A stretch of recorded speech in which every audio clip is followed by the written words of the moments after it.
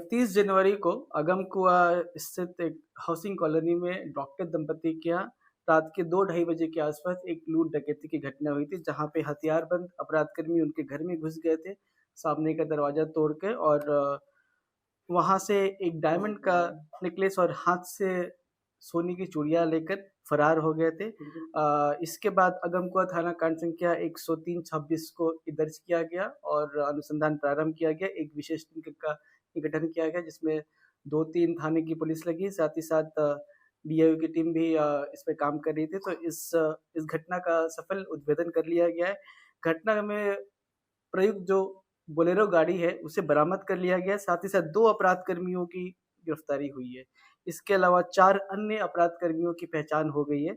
जो 2 अपराध कर्मी गिरफ्तार हुए हैं उनमें से एक का नाम है उदय भूषण, उम्र करीब 57 वर्ष, और ये आशियाना नगर रोड राजीव नगर पटना के रहने वाले हैं। और दूसरे अपराध कर्मी का नाम है शक्ति कुमार उर्फ शक्ति सिंह, ये हथमल गोला के रहने वाले हैं। बाकी 4 अपराध कर्मी भी बख्तियारपुर सालिमपुर एरिया के ही रहने वाले हैं। ये उदय भूषण एक्चुअली में उस बोलेरो गाड़ी का ड्राइवर था जो अपने मालिक के पास से गाड़ी ले गया, फिर अपना फ़ोन ऑफ कर लिया, फिर अपने अन्य साथी के साथ मिलके इस लूट डकैती के घटना प्लान करी और फिर इसे एग्जीक्यूट किया।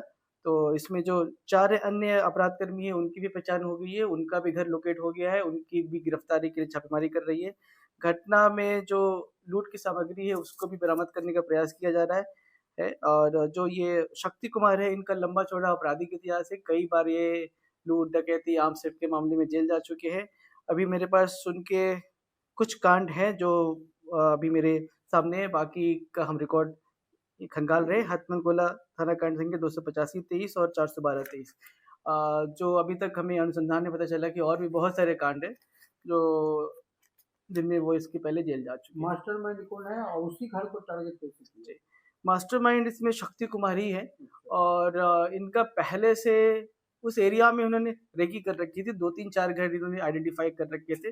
तो ये संजोग की बात है कि उस घर में ही उन्होंने ट्राई किया, और बाहर का जो गेट था वो एक लोहे का मुड़ा हुआ रॉड टाइप से खोलने में सफल रहे। इस कारण उन्होंने वहाँ पे अटेम्प्ट किया था और एक नेकलेस और हाथ से सोने की चूड़ी लेकर फरार हो गए। डॉक्टर जी, मां के साथ मारपीट भी किया गया और पिस्टल के बल पर जी हथियार बरामद हुआ था। इस घटना में हथियार का भी इस्तेमाल हुआ है।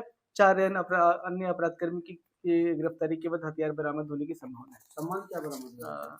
अभी सामान बरामद नहीं हो सका है, उसके लिए प्रयास करते हैं। मारपीट किया गया था जी, जो एफआईआर किया गया और जो डॉक्टर दंपति के द्वारा बताया गया उसमें यह स्पष्ट है कि उनके द्वारा बल प्रयोग भी किया गया था, और उसी को सत्य मानते हुए हम अनुसंधान कर रहे हैं। एक अन्य मामला है आलमगंज थाना से 31/1/26 को कंटाही घाट के पास एक व्यक्ति का शव बरामद हुआ था।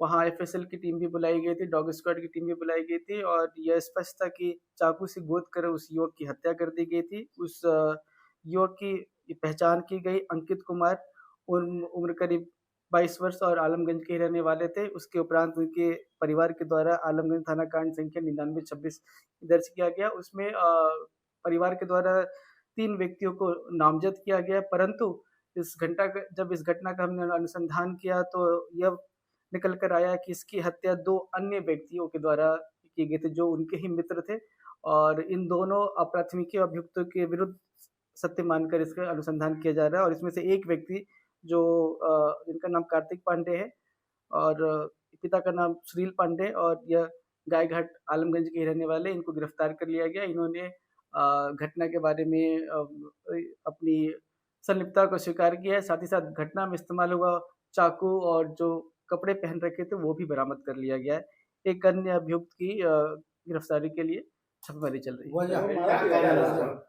जी, इनका बोलना है कि इनका आपसी कोई विवाद था मोबाइल को लेके। एक मोबाइल इनके पास था जो ये कहीं से लाए थे। जो व्यक्ति जो मृत हो गया था उसी के पास ये मोबाइल था जो कहीं से लाया था, जो मोबाइल हमें मिल नहीं पाया है।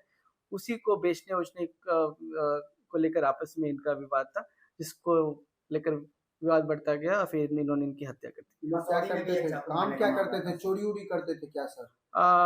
ये कुछ खास काम नहीं, का छोटा-मोटा काम संभव है इस बारे में अभी हम अनुसंधान करते हैं।